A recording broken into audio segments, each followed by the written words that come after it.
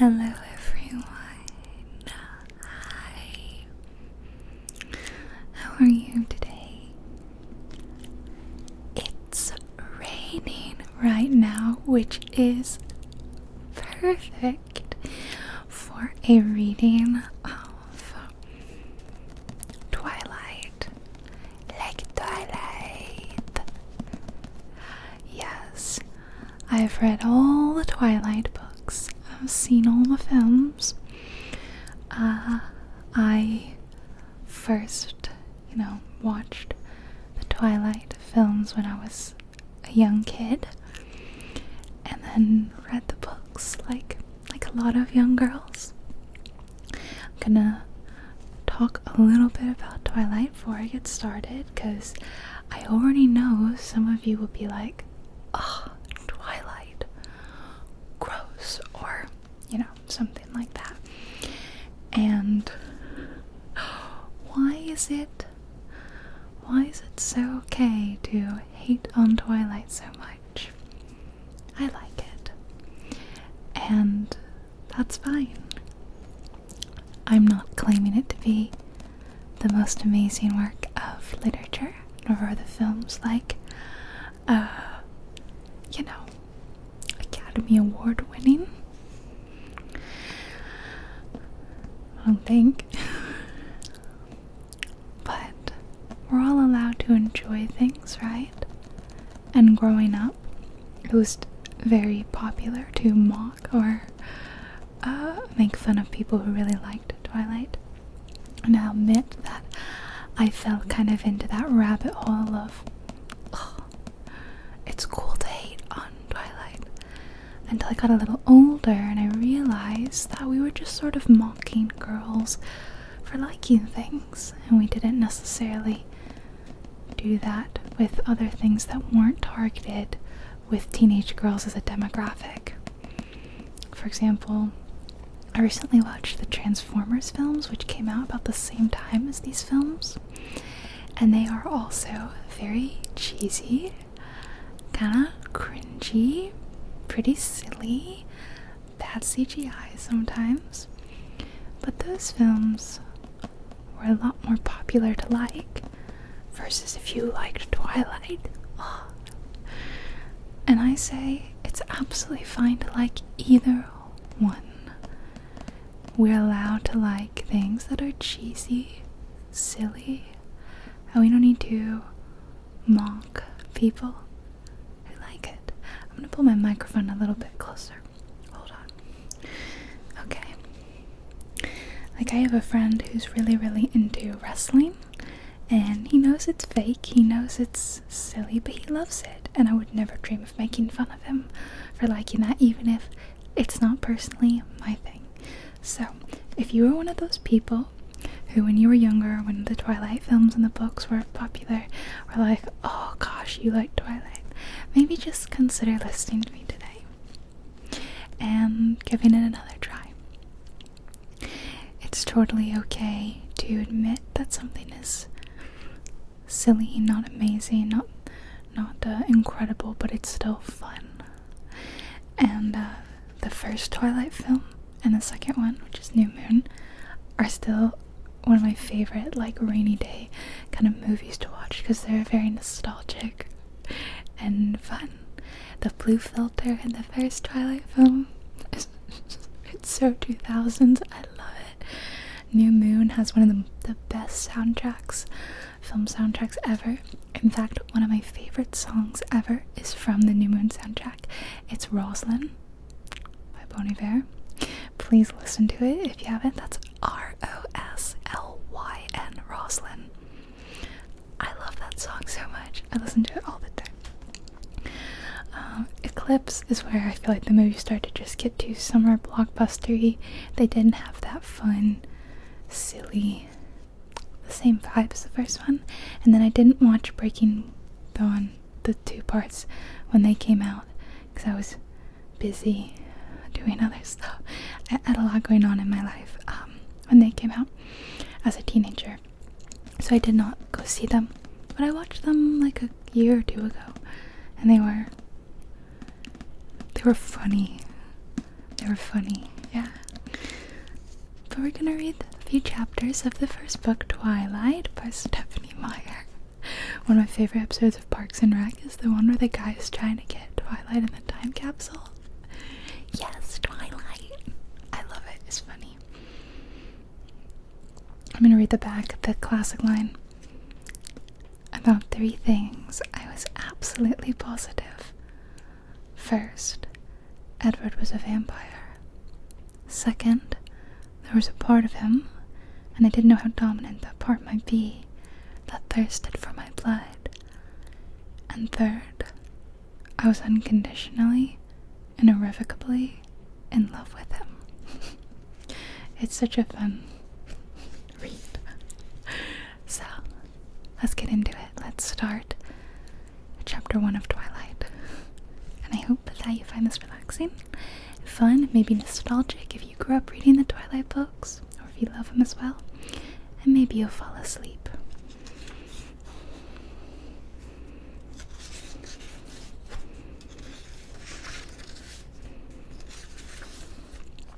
Alright, we're going to start with the preface, which says, I'd never given much thought to how I would die, though I'd had reason enough in the last few months.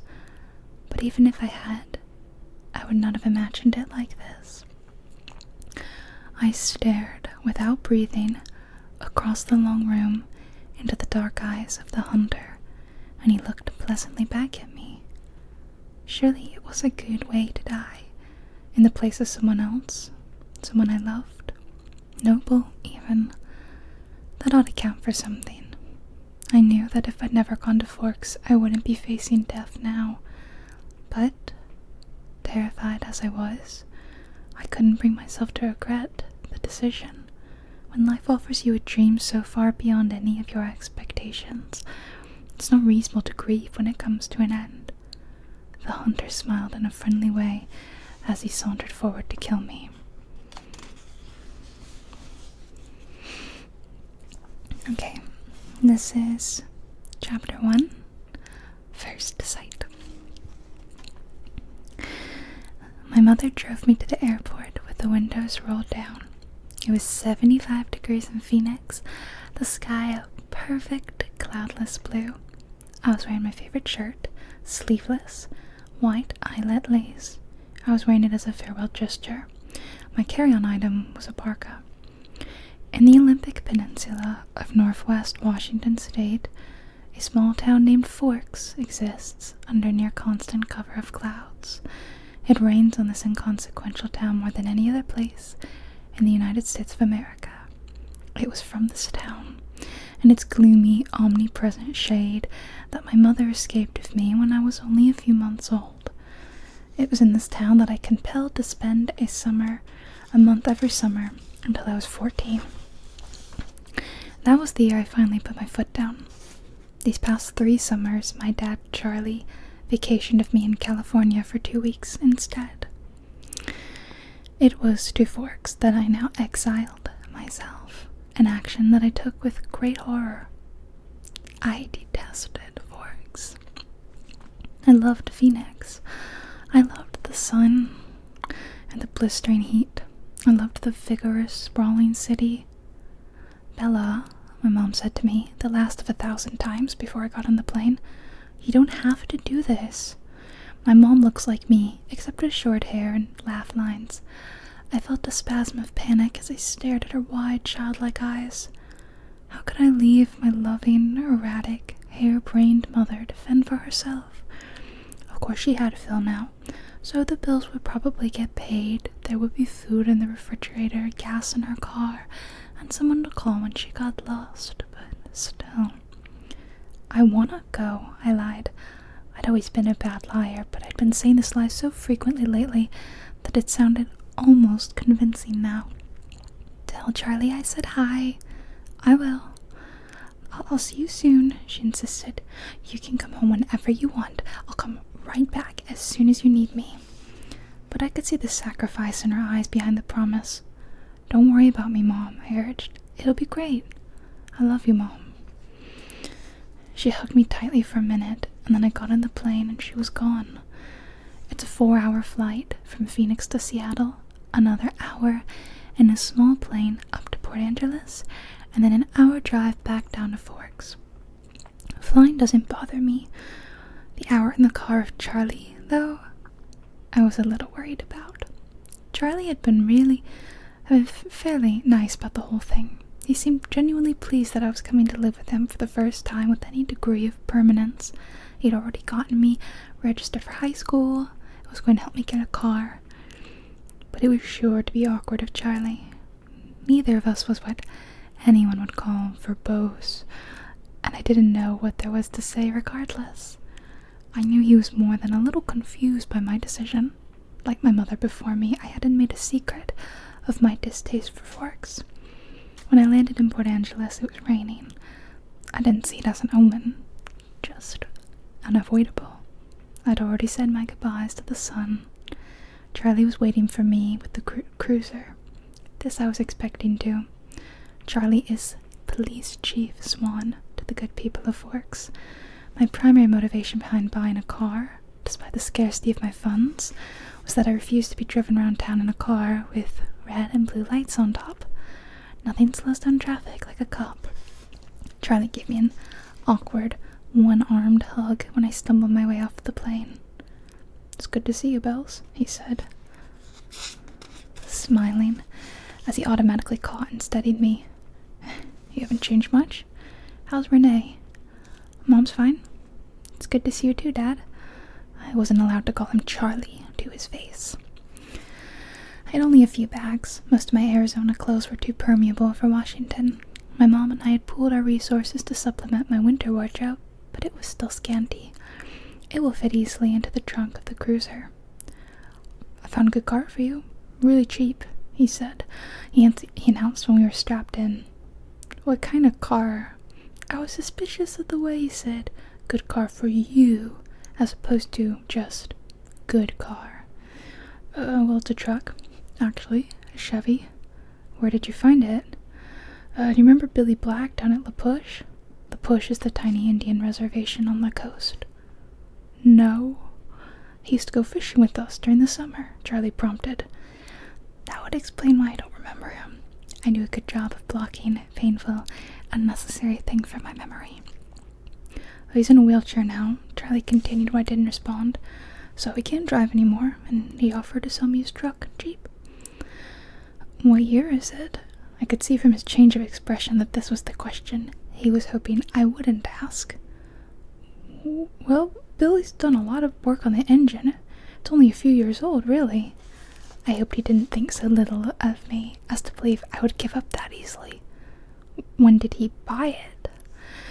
"He bought it in 1984, I think." "Did he buy it new?" Well, no. I think it was new in the early 60s, or late 50s at the earliest," he admitted sheepishly. Dad, I don't really know anything about cars. I wouldn't be able to fix it if anything went wrong, and I couldn't afford a mechanic. Really, Bella, the thing runs great. They don't build them like that anymore." The thing, I thought to myself. It had possibilities, as a nickname at the very least. How cheap is cheap? After all, that was the part I couldn't compromise on. "Well, honey, I kind of already bought it for you, as a homecoming gift." Charlie peeked sideways at me with a hopeful expression. "Wow, free. You didn't need to do that, Dad. I was gonna buy myself a car. I don't mind. I want you to be happy here." He was looking ahead at the road when he said this. Charlie wasn't comfortable with expressing his emotions out loud. I inherited that from him, so I was looking straight ahead as I responded. "That's really nice, Dad. Thanks. I really appreciate it." No need to add that my being happy in Forks is an impossibility. He didn't need to suffer along with me, and I never looked a free truck in the mouth, or engine. "Well, now you're welcome," he mumbled, embarrassed by my thanks. We exchanged a few more comments on the weather, which was wet, and that was pretty much it for conversation. We stared out the windows in silence. It was beautiful, of course, I couldn't deny that. Everything was green, the trees, their trunks covered with moss, their branches hanging with a canopy of it, the ground covered with ferns. Even the air filtered down greenly through the leaves. It was too green. An alien planet. Eventually we made it to Charlie's. He still lived in the small 2-bedroom house that he'd bought with my mother in the early days of their marriage. Those were the only kinds of days their marriage had. The early ones. There, parked on the street, in front of the house that never changed, was my new to me, truck. It was a faded red color with big, rounded fenders and a bulbous cab. To my intense surprise, I loved it. I didn't know if it would run, but I could see myself in it. Plus, it was one of those solid iron affairs that never gets damaged, the kind you see at the scene of the accident, paint unscratched, surrounded by pieces of the foreign car that it destroyed. Wow, Dad, I love it. Thanks. Now my horrific day tomorrow would be just that much less dreadful. I wouldn't be faced with the choice of either walking 2 miles in the rain to school or accepting a ride in the Chief's cruiser. "I'm glad you like it," Charlie said gruffly, embarrassed again. It took only one trip to get all my stuff upstairs. I got the west bedroom that faced out over the front yard. The room was familiar. It had belonged to me since I was born. The wooden floor, the light blue walls, the peaked ceiling, the yellow lace curtains around the window. These were all part of my childhood. The only changes Charlie had ever made were switching the crib for a bed and adding a desk as I grew. The desk now held a second-hand computer with the phone line for the modem stapled along the floor to the nearest phone jack. This was a stipulation from my mother so that we could stay in touch easily. The rocking chair from my baby days was still in the corner. There was only one small bathroom at the top of the stairs which I would have to share with Charlie. I was trying not to dwell too much on that fact. One of the best things about Charlie is he doesn't hover. He left me alone to unpack and get settled, a feat that would have been altogether impossible for my mother. It was nice to be alone, not to have to smile and look pleased, a relief to just stare dejectedly out the window with the sheeting rain and just let a few tears escape. I was in the mood to go on a real crying jag. I'd save that for bedtime, when I would have to think about the coming morning. Forks High School had a frightening total of only 357, now 58, students. There were more than 700 people in my junior class alone back home. All the kids here had grown up together. The grandparents had been toddlers together. I'd be the new girl from the big city, a curiosity, a freak. Maybe if I looked like a girl from Phoenix should, I could work this to my advantage. But physically, I'd never fit anywhere. I should be tan, sporty, blonde, a volleyball player, or a cheerleader perhaps, all the things that go with living in the Valley of the Sun.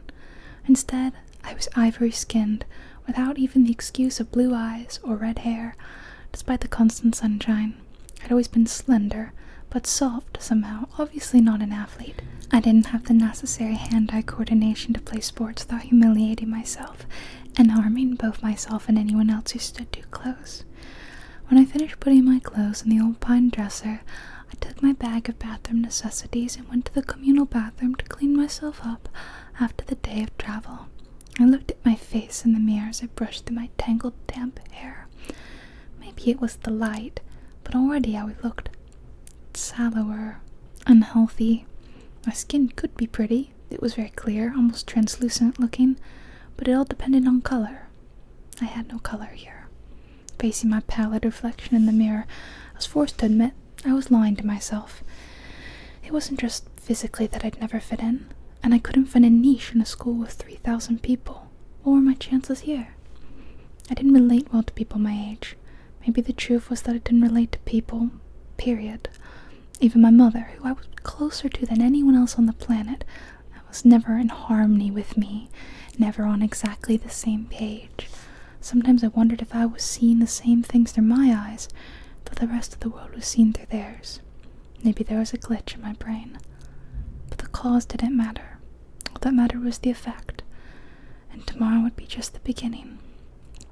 I didn't sleep all that night, even after I was done crying. The constant whooshing of the rain and wind across the roof wouldn't fade into the background. I pulled the faded old quilt over my head and later added the pillow too. But I couldn't fall asleep until after midnight when the rain finally settled into a quieter drizzle. Thick fog was all I could see out my window in the morning, and I could feel the claustrophobia creeping up on me. You could never see the sky here. It was like a cage. Breakfast with Charlie was a quiet event. He wished me good luck at school. I thanked him, knowing his hope was wasted. Good luck tended to avoid me. Charlie left first off to the police station. That was his wife and family. After he left, I sat at the old square oak table, one of the 3 unmatching chairs, and examined his small kitchen with its dark paneled walls, bright yellow cabinets, and white linoleum floor. Nothing was changed. My mother had painted the cabinets 18 years ago in an attempt to bring some sunshine into the house. Over the small fireplace in the adjoining handkerchief-sized family room was a row of pictures. First, a wedding picture of Charlie and my mom in Las Vegas, then one of the 3 of us in the hospital after I was born, taken by a helpful nurse, followed by the procession of my school pictures up to the last years. These were embarrassing to look at. I would have to see what I could do to get Charlie to put them somewhere else, at least while I was living here. It was impossible, being in this house, not to realize that Charlie had never gotten over my mom. It made me uncomfortable. I didn't want to be too early to school, but I couldn't stay in the house anymore. I donned my jacket, which had the feel of a biohazard suit, and headed out into the rain. It was just drizzling still, not enough to soak me through immediately, as I reached for the house key that was always hidden under the eaves by the door and locked up. The sloshing of my new waterproof boots was unnerving. I missed the normal crunch of gravel as I walked. I couldn't pause and admire my truck again as I wanted. I was in a hurry to get out of the misty wet that swirled around my head and clung to my hair under my hood. Inside the truck it was nice and dry. Either Billy or Charlie had obviously cleaned it up, but the tan upholstered seats still smelled faintly of tobacco, gasoline, and peppermint. The engine started quickly, to my relief, but loudly, roaring to life, then idling at top volume. Well, a truck this old was bound to have a flaw. The antique radio worked, a plus that I hadn't expected. Finding the school wasn't difficult, though I'd never been there before. The school was, like most other things, just off the highway. It was not obvious that it was a school. Only the sign, which declared it to be the Forks High School, made me stop. It looked like a collection of matching houses built with maroon-colored bricks. There were so many trees and shrubs I couldn't see its size at first. Where was the feel of the institution? I wondered nostalgically. Where were the chain-link fences, the metal detectors? I parked in front of the first building, which had a small sign over the door reading, "Front Office." No one else was parked there, so I was sure it was off limits, but I decided I would get directions inside instead of circling around in the rain like an idiot. I stepped unwillingly out of the toasty truck cab and walked down a little stone path lined with dark hedges. I took a deep breath before opening the door. Inside, it was brightly lit and warmer than I'd hoped. The office was small, a little waiting area with padded folding chairs, orange-flecked commercial carpet, notices and awards cluttering the walls, a big clock ticking loudly. Plants grew everywhere in large plastic pots, as if there weren't enough greenery outside. The room was cut in half by a long counter cluttered with wire baskets full of papers and brightly colored flyers taped to its front.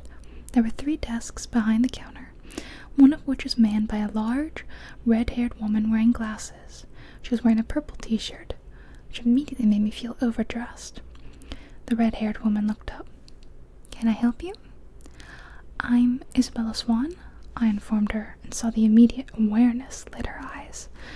I was expected. A topic of gossip, no doubt. Daughter of the chief's flighty ex-wife, come home at last. "Of course," she said. She dug through a precariously stacked pile of documents on her desk till she found the one she was looking for. "I have your schedule right here and a map of the school." She brought several sheets to the counter to show me. She went through my classes for me, highlighting the best route to each on the map, and gave me a slip to have each teacher sign, which I was to bring back at the end of the day. She smiled at me and hoped, like Charlie, that I would like it here in Forks. I smiled back as convincingly as I could. When I went back out to my truck, other students were starting to arrive. I drove around the school following the line of traffic. I was glad to see that most of the cars were older, like mine. Nothing flashy. At home, I'd lived in one of the few lower-income neighborhoods that were included in the Paradise Valley district. It was a common thing to see a new Mercedes or Porsche in the student lot. The nicest car here was a shiny Volvo, and it stood out. Still, I cut the engine as soon as I was in a spot so that the thunderous volume wouldn't draw attention to me. I looked at the map in the truck, trying to memorize it now. Hopefully I wouldn't have to walk around with it stuck in front of my nose all day. I stuffed everything in my bag, slung the strap over my shoulder, and sucked in a huge breath. I can do this, I lied to myself feebly. No one was going to bite me. I finally exhaled and stepped out of the truck. I kept my face pulled back into my hood as I walked to the sidewalk, crowded with teenagers. My plain black jacket didn't stand out, I noticed with relief. Once I got around the cafeteria, Building 3 was easy to spot. A large black 3 was painted on a white square on the east corner. I felt my breathing gradually creeping toward hyperventilation as I approached the door. I tried holding my breath as I followed 2 unisex raincoats through the door. The classroom was small. The people in front of me stopped just inside the door to hang up their coats on a low row of hooks. I copied them. They were 2 girls, one a porcelain-colored blonde, the other also pale with light brown hair. At least my skin wouldn't be a standout here. I took the slip up to the teacher, a tall, balding man whose desk had a nameplate identifying him as Mr. Mason.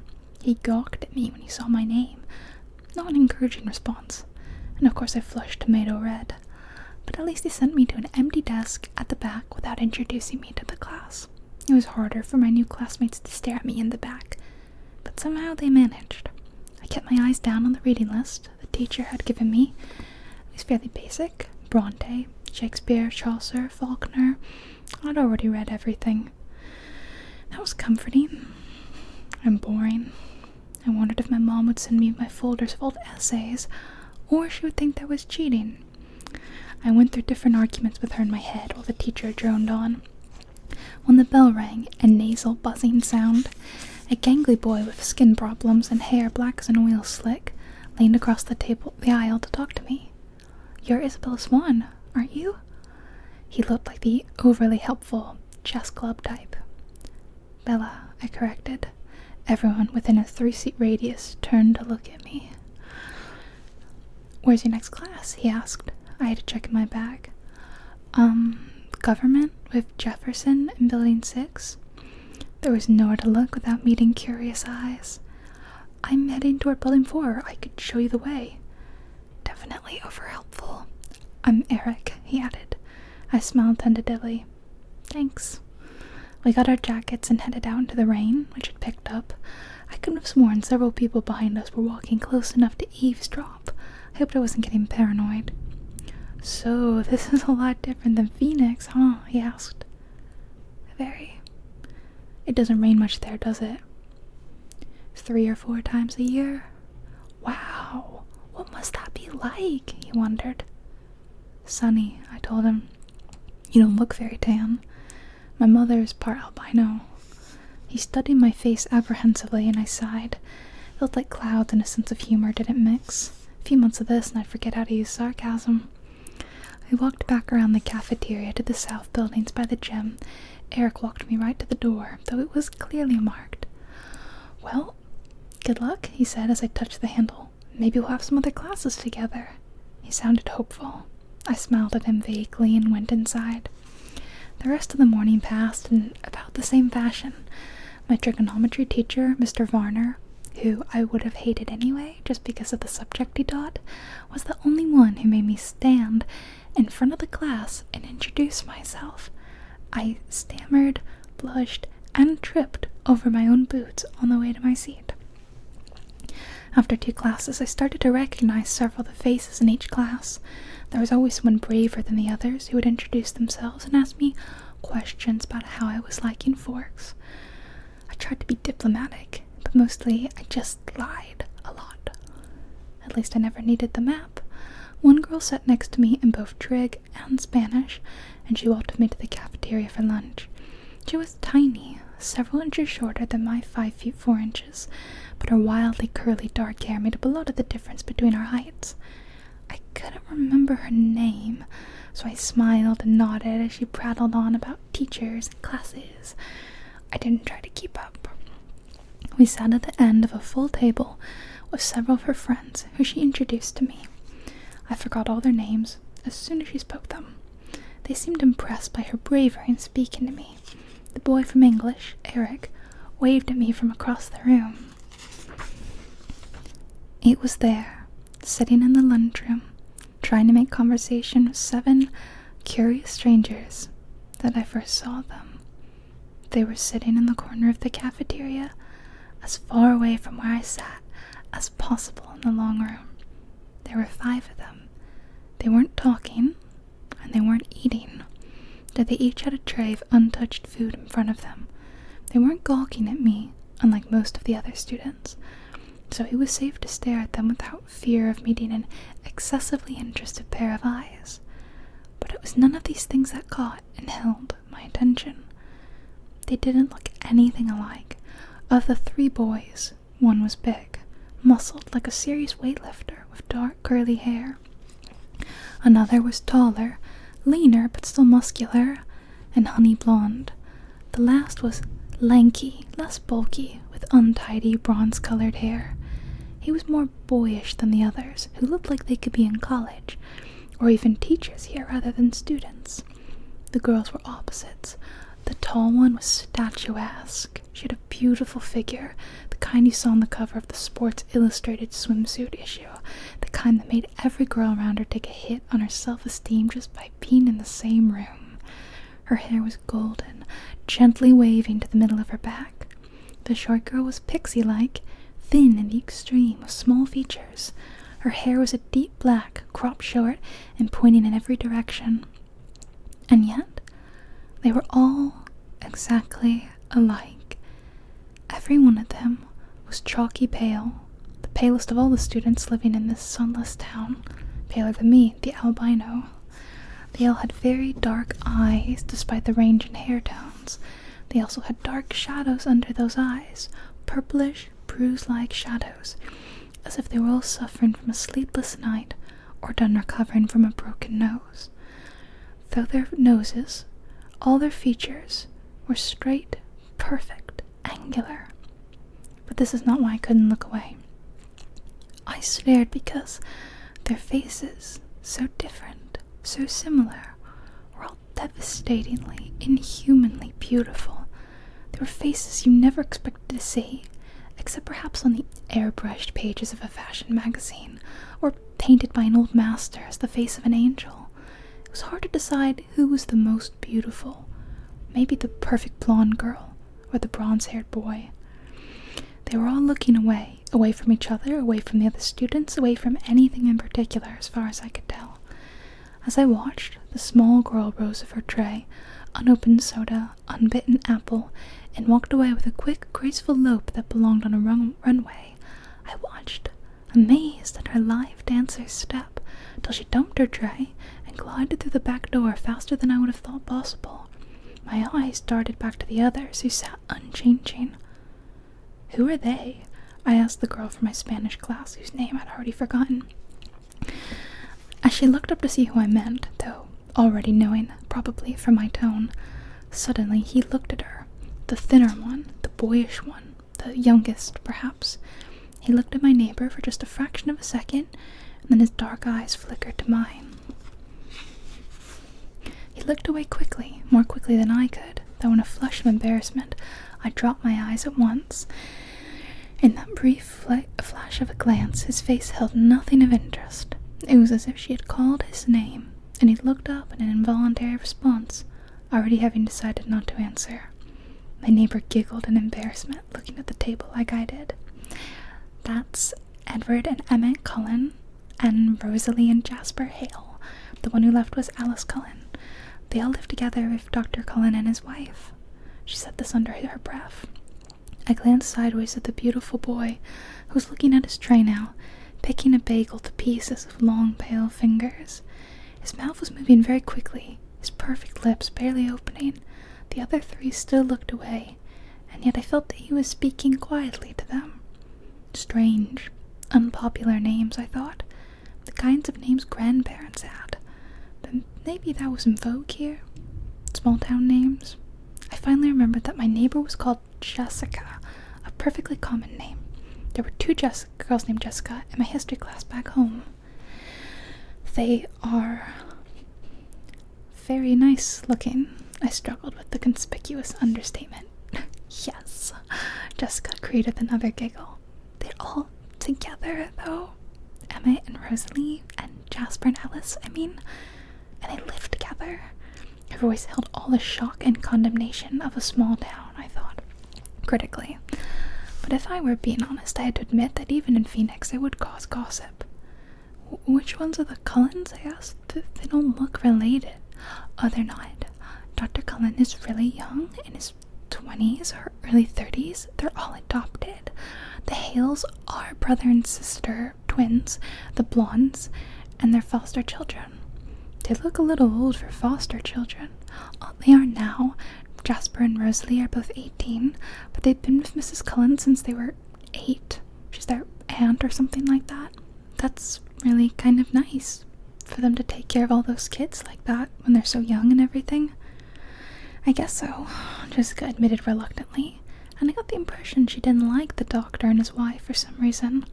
With the glances she was throwing at their adopted children, I would presume the reason was jealousy. I think that Mrs. Cullen can't have any kids, though, she added, as if that lessened their kindness.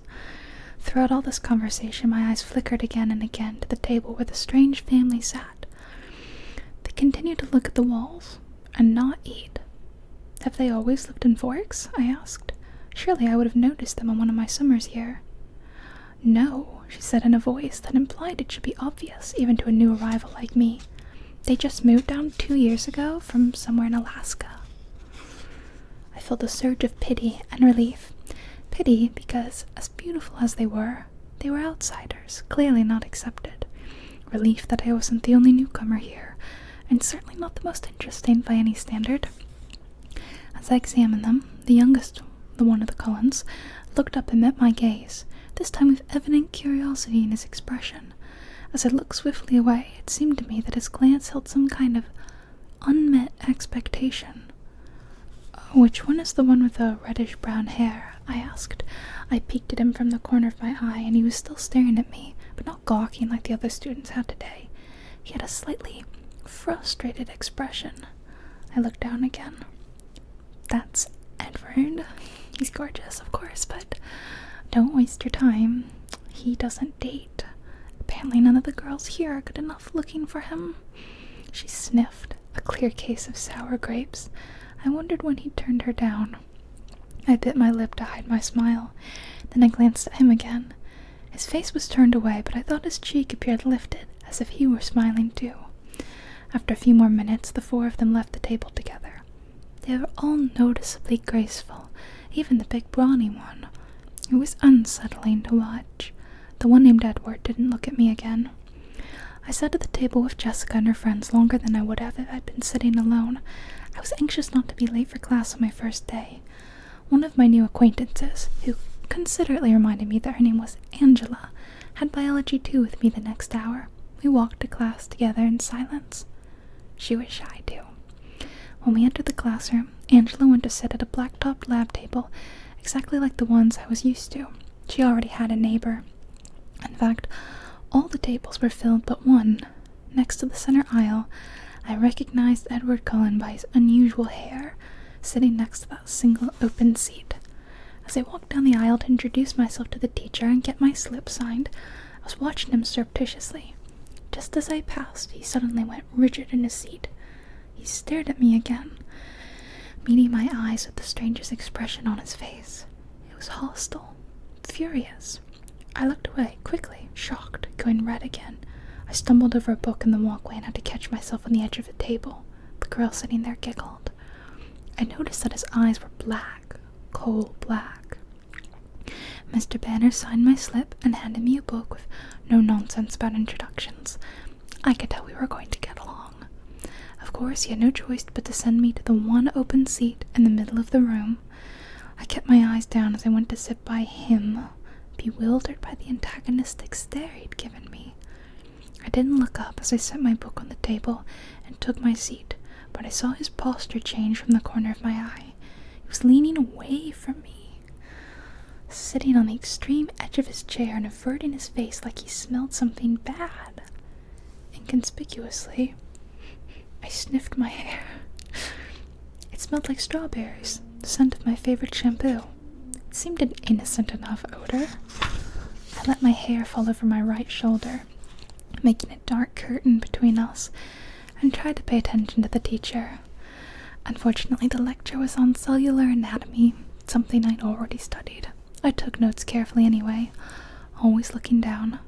I couldn't stop myself from peeking occasionally through the screen of my hair at the strange boy next to me. During the whole class, he never relaxed his stiff position on the edge of his chair, sitting as far from me as possible. I could see his hand on his left leg was clenched into a fist, tendons standing out under his pale skin. This too, he never relaxed. He had the long sleeves of his white shirt pushed up to his elbows, and his forearm was surprisingly hard and muscular beneath his light skin. He wasn't nearly as slight as he'd looked next to his burly brother. This class seemed to drag on longer than the others. Was it because the day was finally coming to a close, or because I was waiting for his tight fist to loosen? It never did. He continued to sit so still it looked like he wasn't breathing. What was wrong with him? Was this his normal behavior? I questioned my judgment on Jessica's bitterness at lunch today. Maybe she was not as resentful as I thought. It couldn't have anything to do with me. He didn't know me from Eve. I peeked up at him one more time and regretted it. He was glaring down at me, his black eyes full of revulsion. As I flinched away from him, shrinking against my chair, the phrase, "if looks could kill," suddenly ran through my mind. At that moment, the bell rang loudly, making me jump, and Edward Cullen was out of his seat. Fluidly, he rose. He was much taller than I'd thought, his back to me, and he was out the door before anyone else was out of their seat. I sat frozen in my seat, staring blankly after him.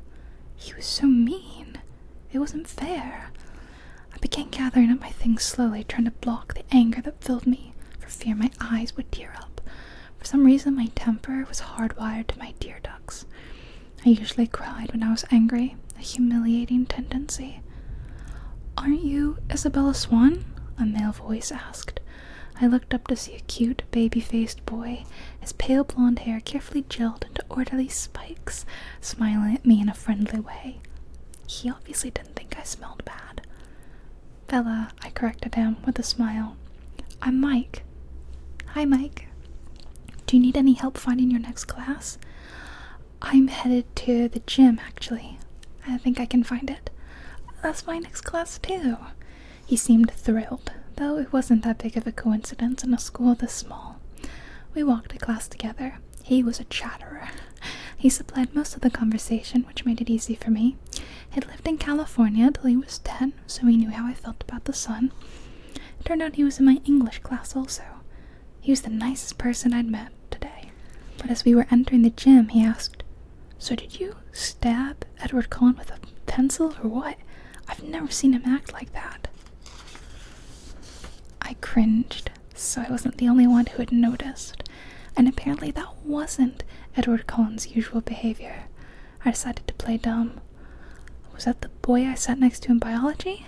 I asked artlessly. "Yes," he said. "He looked like he was in pain or something." "I don't know," I responded. "I never spoke to him." "He's a weird guy." Mike lingered by me instead of heading to the dressing room. "If I were lucky enough to sit by you, I would have talked to you." I smiled at him before walking through the girls' locker room door. He was friendly and clearly admiring, but it wasn't enough to ease my irritation. The gym teacher, Coach Clapp, found me a uniform but didn't make me dress down for today's class. At home, only 2 years of PE were required. Here, PE was mandatory all 4 years. Forks was literally my personal hell on earth. I watched 4 volleyball games running simultaneously. Remembering how many injuries I had sustained and inflicted playing volleyball, I felt faintly nauseated.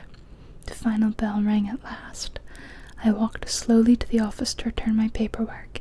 The rain had drifted away, but the wind was strong and colder. I wrapped my arms around myself. When I walked into the warm office, I almost turned around and walked back out. Edward Cullen stood at the desk in front of me. I recognized again that tousled bronze hair. He didn't appear to notice the sound of my entrance. I stood pressed against the back wall, waiting for the receptionist to be free. He was arguing with her in a low, attractive voice. I quickly picked up the gist of the argument. He was trying to trade from 6th hour biology to another time, any other time. I just couldn't believe that this was about me. It had to be something else, something that happened before I entered the biology room.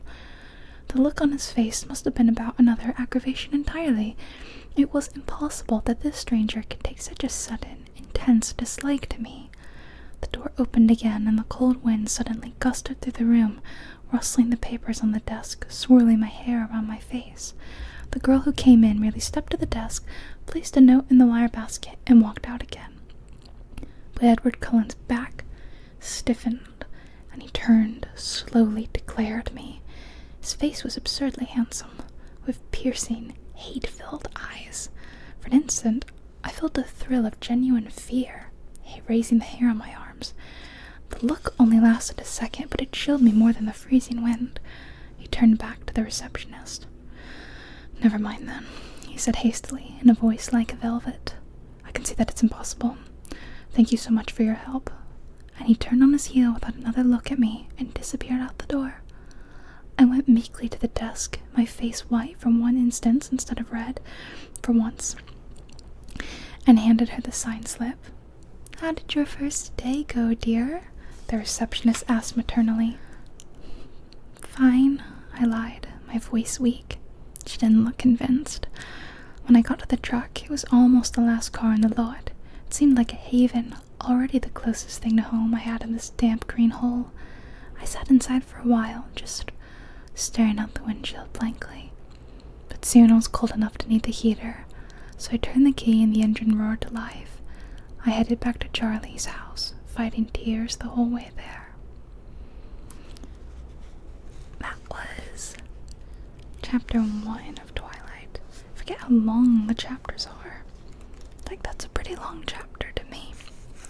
Maybe I've just read a lot of short chapter things. And there's only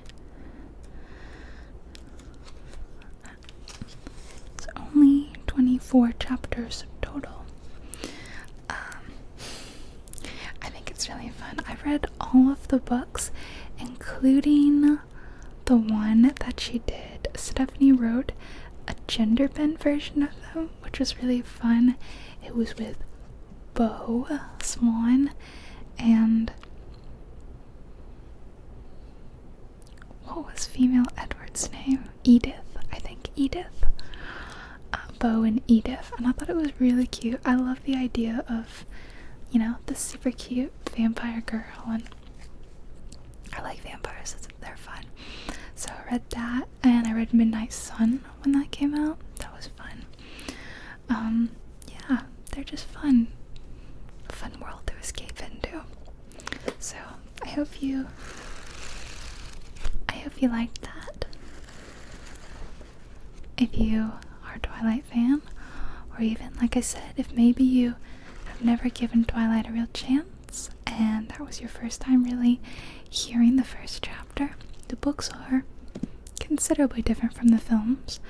They still are a little awkward. They have all the teenage awkwardness, but I think the characters of Bella and Edward are a lot more fun in these books. I know a main criticism of the Twilight series is Bella is very boring and Edward is really weird, and obviously the little we saw of Edward there didn't help to dispute that fact. But Edward has way more personality in this, and I think that they made stylistic choices in the films to make them both very simple. I don't know. I still think the films are kind of fun, but the characters are better. I mean, you know, books are always gonna be better than movies. So, I had quite a few people ask me to read Twilight, so if you were one of those people that requested this is for you. It's for you. And I hope you loved it. What year did this come out, by the way? Because, like, I talk about, like, the modem, and that's, like, something I haven't used since I was a kid. Oh my gosh. 2005. I was a little kid. Okay. Yeah, I was not even a teenager yet. No wonder I didn't read the book. I saw the film first. A friend of mine asked if I would go watch it with her because our local library was doing a summer movie day for the kids.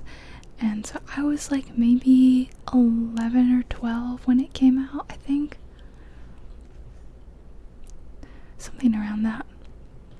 And I watched with her, and I thought it was alright. I wasn't particularly enamored with it. And then as the films continued to come out, all the girls in my dance studio were really, really, really into Twilight. So I decided to read all the books so that I could talk about it with them, because I was gonna be a book person, and I had fun. But the older I got, the more I liked Twilight. So I didn't really like Twilight when I was like 12, 13, 14, because it was very romance heavy, and I think I just really wasn't into that. But as I got older and more interested in romance, I liked it more. And especially after having my own romance, like, I find it a little more relatable. Yeah. So, hope you like that, and I hope you're having a fantastic week. I'll add this to the playlist of my reading videos. So if you haven't seen the others, I've read The Hunger Games. I've read like the first 3 chapters, or 4 even, of The Hunger Games. And I read a couple chapters of Percy Jackson and the Lightning Thief, and now Twilight. I've also read like some books in Skyrim. So they're not like real physical books. That's like, there's a digital book on the screen and the pages flip, and I'm reading that to you. So that you can actually like follow along. But I'm still reading. I read quite a lot of those. I think that's about all that I've read of like my reading kind of videos. And now mainly I read ebooks, so kind of hard to, well, it's actually, it would be a lot easier to read on the Kindle because I can just hold it like this, but I think it's more fun turning the pages, holding up a physical book. Although this one, not the best, like, it doesn't make the best noises. So I'm gonna let you guys go now. I'm gonna let you drift off to sleep and get lots of rest tonight. Drink lots of water, do some exercise, play your favorite game, read your favorite book, and I'll see you next week.